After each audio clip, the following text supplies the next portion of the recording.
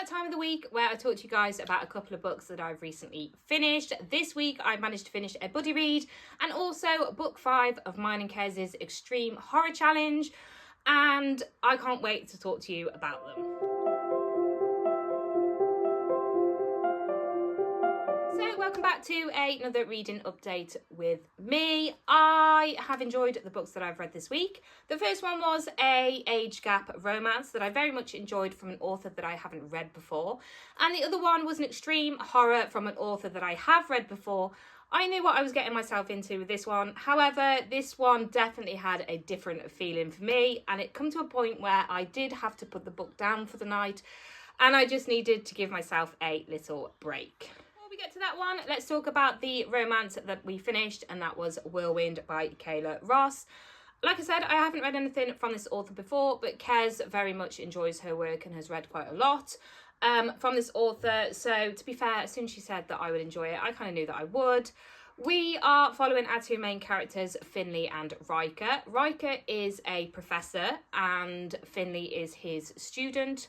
There is, I think there's about 20 years between them, and obviously the fact that he's a professor and she's a student, it's taboo.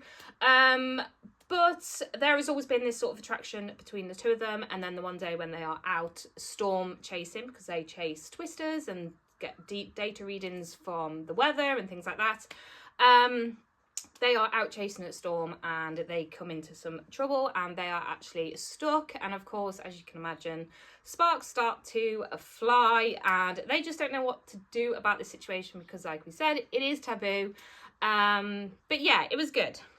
So what I really liked about this one was the fact that, yes, okay, it was a romance, but I also really enjoyed the sciencey stuff behind it as well, like learning about the twisters and just them generally storm chasing. There are other people that are on the team as well, and they were some really good side characters that I very much enjoyed. Joey in particular, he already knew Finley, they already had a very close relationship, and just the banter between them two was just great, and just the way that he was with Riker as well. He kept calling him Tornado Daddy and he had t-shirts made, that sort of thing. So it was really funny as well.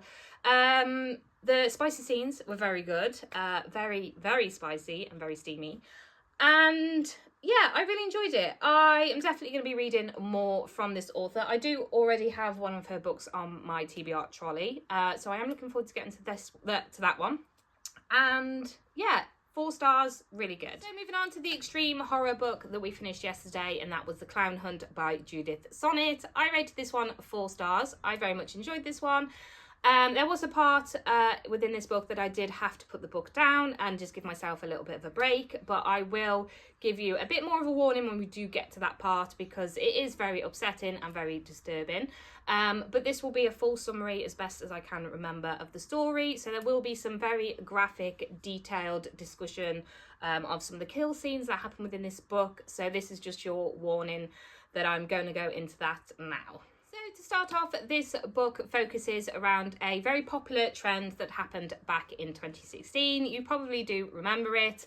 There was a trend going around where people were dressing up as killer clowns and pranking people, and it went on for quite a while until it did eventually die down. So this book is focused on that. We have a group of people who don't like this trend, and they have decided to take it upon themselves to organise a hunt of some sort. They gather some people who are clowns. So we've got a stripper, we've got some YouTubers, influencers, and we also have a kids party clown as well. They are captured and released out into the woods and hunted down, basically. It is a sort of survival of the fittest, and it is gruesome and gory.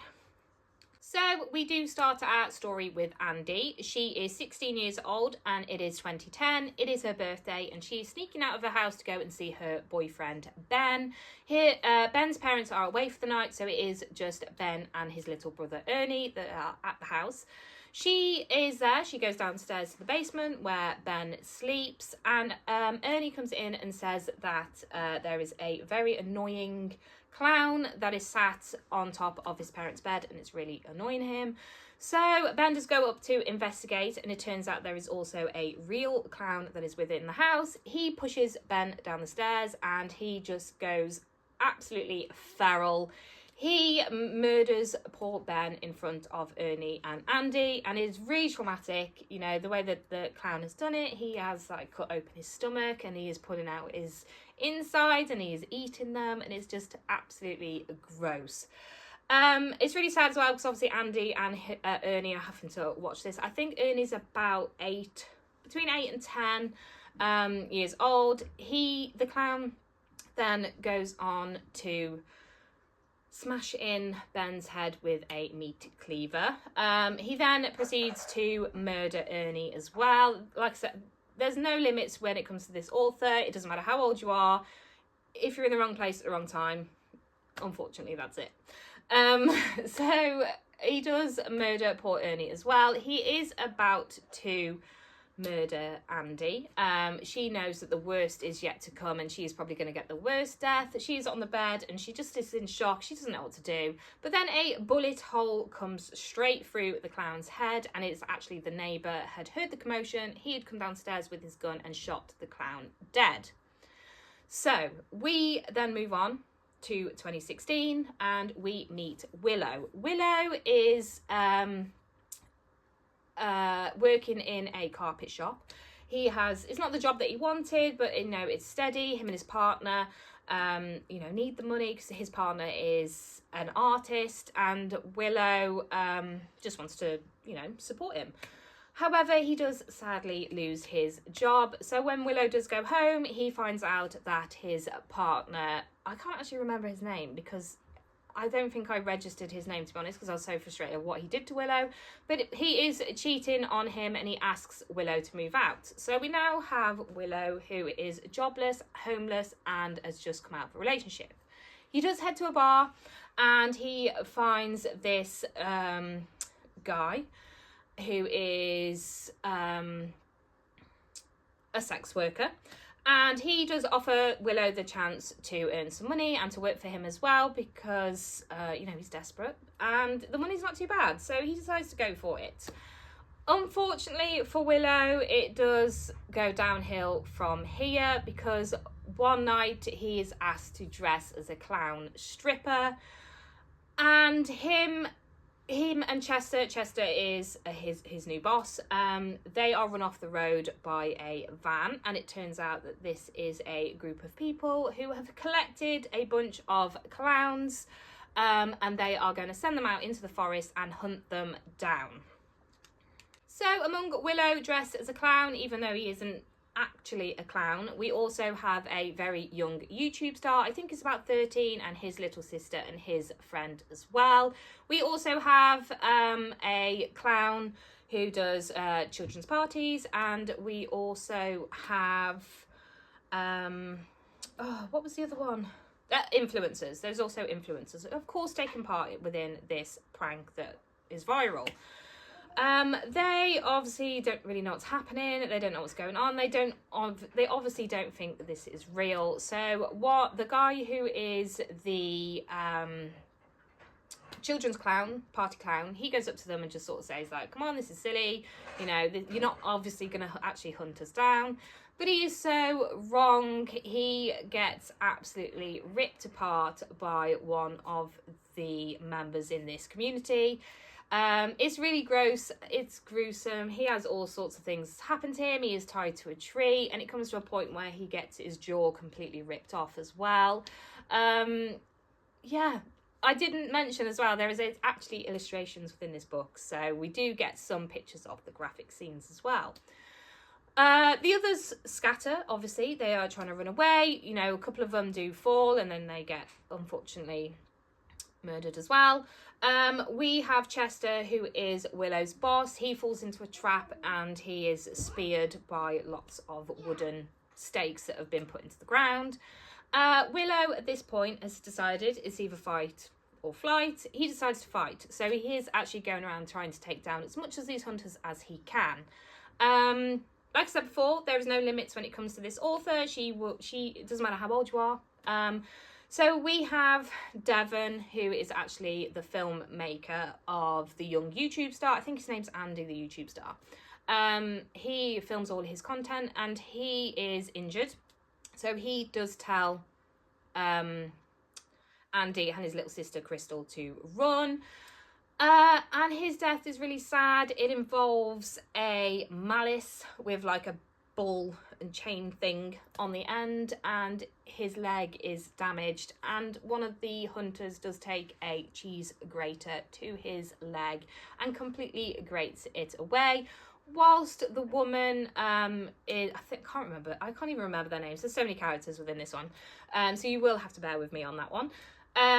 She's smashing his head in with the malice thing, and he is having his leg grated off, and it's just really sad. I think he's like 13 years old, and he is shouting at them like, "I'm a child, I'm a kid," you know, and they just don't care.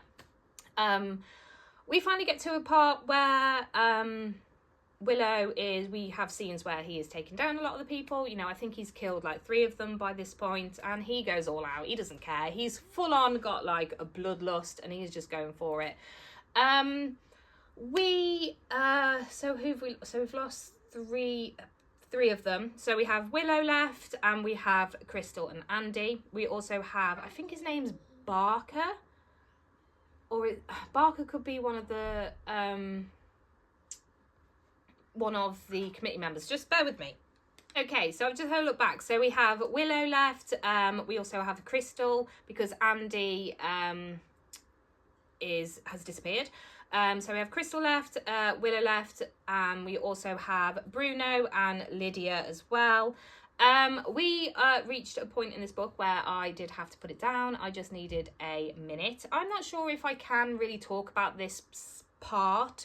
I will try and explain it the best I can without actually saying what actually happened, because I don't know if I can repeat it. But Bruno and Lydia are captured. They are facing each other. She is begging for her life. Turns out she is 7 months pregnant. So hopefully this would sort of give the hunters, you know, a chance to sort of let her go. But they don't really care about that. It comes to a point where they do some awful stuff with her regarding her lady parts, I guess. And they do remove the baby and do something absolutely awful with it. I'm not going to repeat it because I don't think that I can. But yes, Bruno is watching this. Lydia has now passed away, as well as their unborn son as well. So this was the point in the book where I did have to say, like, right, I think that's enough reading for me for one night. I did put it down, however, I did pick it up the next day because I definitely wanted to finish this book because it was just so good and it was exciting, so I definitely wanted to carry on. Willow was hiding out in the trees. He did sadly see all of this happen, and he decides, you know, he steps in. He does take down a couple of the other hunters, and then once that part of the story is done, we do see little Andy's head roll from a tree. This was the YouTube star. He has sadly been killed and his eyes have been taken out, and that's it. Willow is knocked out and we wake up in a dark room. In the dark room we have our last 3 clowns. They have been washed and cleaned while they were knocked out, and they are in full clown attire. So Willow is now in like a full puffy outfit. He has a red nose on, he has a big orange wig, and he has a full face of paint, as well as Crystal, the little girl, and Bruno as well. Bruno literally just wants to end his life. He just doesn't want to be a part of this. He just wants to be back with Lydia, who obviously we know has passed away.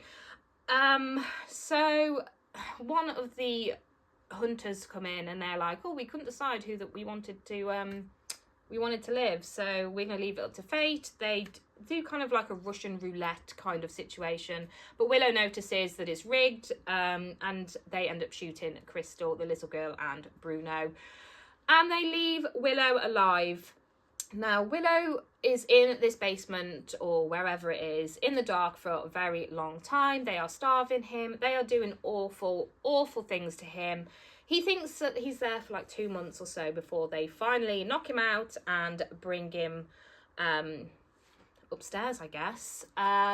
This is where we get to see all of the remaining hunters. They have like a PowerPoint on and they're showing him different pictures. Apparently this hunt has been going on for a good couple of years, about 6 years now. And it's not just clowns. They have been taking on anybody and anything, any kind of sort of society or group that they can think of. They are rounding up and hunting every year. So the pictures that were shown on the PowerPoint are like trophy hunting pictures that you would see like when they do trophy hunting in like Africa and things like that. It was very similar but with just people. They are wanting to recruit Willow. They think that he would be very good because he did have a bloodlust that night and he was taking people down in disgusting ways as well. And a picture of Andy actually comes up on the screen, and they explain that the two main people of this community, their daughter is Andy, who we had at the start, and she sadly just couldn't cope with everything that happened to her, so she did unfortunately kill herself in her bedroom. So since then, they've decided that, all these menaces to society need to be dealt with, and this is when it all started off with the hunts. Willow absolutely wants nothing to do with this, of course, so he has the upper hand and he's able to pull a fast one on a couple of them, and he just goes nuts and starts killing everybody.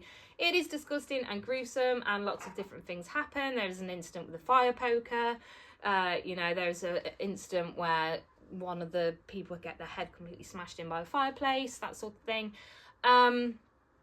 So he does escape.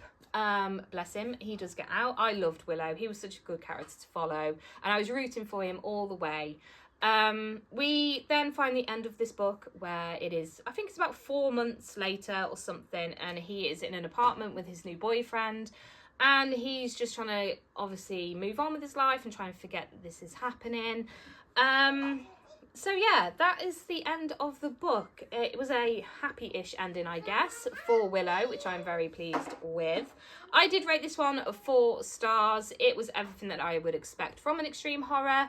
Other than that one particular scene, I very much enjoyed it. I enjoyed the whole hunting aspect of it. I mean, it's kind of like, I guess, kind of like the Hunger Games, but in a very, very, very extreme level.